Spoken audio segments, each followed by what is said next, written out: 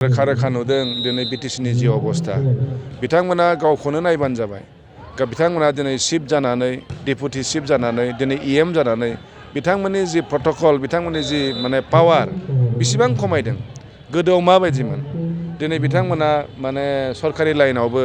दिनै बै समाव जोंहा प्रिन्सिपाल सेक्रेटारि दंमोन बेखौ गाहायाव लाबोनानै चिफ एक्जिकिउटिभ अफिसार खालामदों दिनै डिपार्टमेन्टफोरखौ लांजानानै दिनै डिसिफोरनि आन्दाराव खामानि मावनो गोनां जादों आरो दिनै साख्रि बाख्रि होनो हानाय जोंहा केपासिटि दंमोन बेखौबो दिनै गैयाबादि जादों अब्ला गासिबो दिगाव नायोब्ला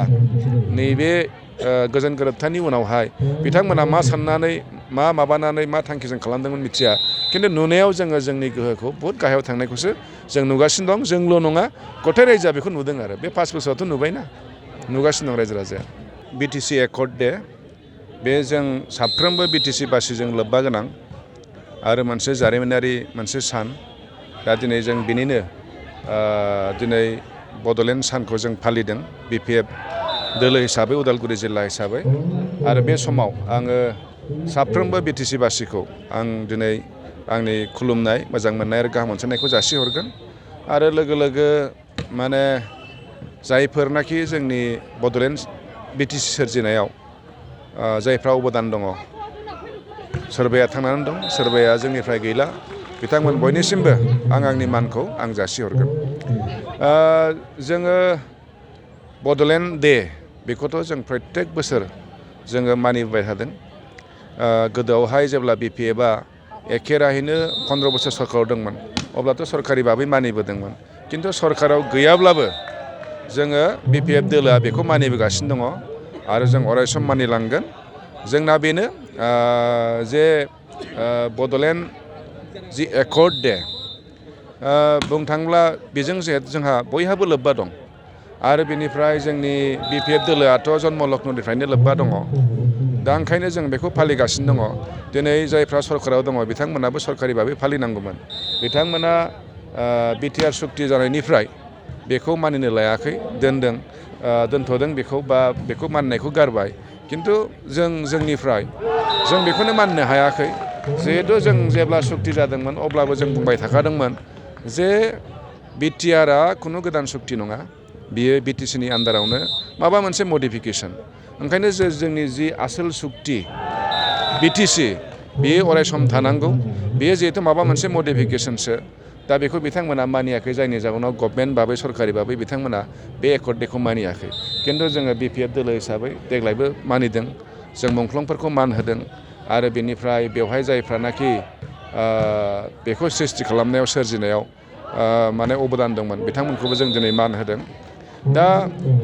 जोंथ' बे खोथाखौ जों रोखा रोखा बुंबाय थादोंमोन जे माने बिटिआर एकर्ड बिथांमोना बुंदों जे बेयाव बिटिआर एकर्ड होननानै बुंदों खिन्थु सांबिधानिक भाबै जों जिहेतु दासिमबो जेबो नुनो मोनाखै आरो जिहेतु गोबां माबायाव जों नुनो मोन्दों बे 6 सेड्युलनि आन्दारावनो बे हिसाबै जों बुंबाय थादों बे मोनसे जास्ट माबा मोनसे एडिसन खिन्थु जों थारैनो प्रमान मोनबाय जिहेतु जोंथ' बुंबाय थाखादों बिटिसिआ बिटिसियैनो दङ जास्ट बिटिएडिनि नामखौल'सो बिटिआर होनदों दा बे हिसाबै जों गोबां माबाफ्राव जों फरायनानैबो मोनबाय आरो बेनिफ्राय सानसे साननै जोङो मिडियाफ्रावबो नुबाय जे थांनाय बेसेबांबा साननि सिगां मुख्यमन्त्रि बिथां जोंनि आसामनि गिबि मन्थ्रि बिथाङा स्वयं गावनो बुंदों बिटिसिआ बिटिसियैनो दङ माथ्र बिटिएडिनि नामखौल'सो बिटिआर बानायदों अब्ला नैबे जोंनि जि बिटिसि सुक्ति सान 10 फेब्रुवारि अब्ला जों बेखौ फालिनायाव जोंहा मा भुल थाथावगौ ओंखायनो जोङो बे हिसाबै बिपिएफ दोलो हिसाबै जों फालिगासिनो दङ आरो अरायसमबो जोङो फालिलांगोन पलिटिकेलि जोंहा मा थायो मा थाया बे बेलेग बुस्थु खिन्थु जोंथ' जयैनो थानांगौ बेवहाय जोंहा जेसेबांनाखिया दिनै खामानि मावदों जों दिनै बिटिसिनि थाखायनो मावाखै होनबा बयबो बिटिसिनि थाखायनो मावदों जोंनि बे मोनबा जिल्लानि थाखायनो खामानि मावदों बे हिसाबै जोंनि आइडिय'लजियाव माबायाव एफा एनै माबाफोर माने थानो हागौ बेफोरबायदि खिन्थु जोङो जों बिटिसिनि मानसि हिसाबै साफ्रोमबो बिटिसिनि फारसे अननाय थानांगौ जायफ्रा बेखौ सोरजिनायाव जोंनो अबदान होलांबाय बिथांमोनखौथ' जों मान होखानांगोन दा दिनै जोङो बिटिसि जायफ्रा जोंनो सोरजिलांबाय बिथांमोननि बेसेबां अबदान दं दिनै जोंनि परिचयानो बुंनो थाङोब्ला बिटिसिनिफ्रायसो जों दिनै बिटिसि जानायनि उनावसो जों दिनै जिल्ला मोन्दों जों दिनै गावखौनो उदालगुरि जिल्लानि मानसि होनना बुंनो हादों नङा होमबा बुंनो थांब्ला जोंनि साफ्रोमबो बिटिसि ओनसोलनि रायजो राजाफोरा माने नैबे एकर्डजों सोमोन्दो दङ आरो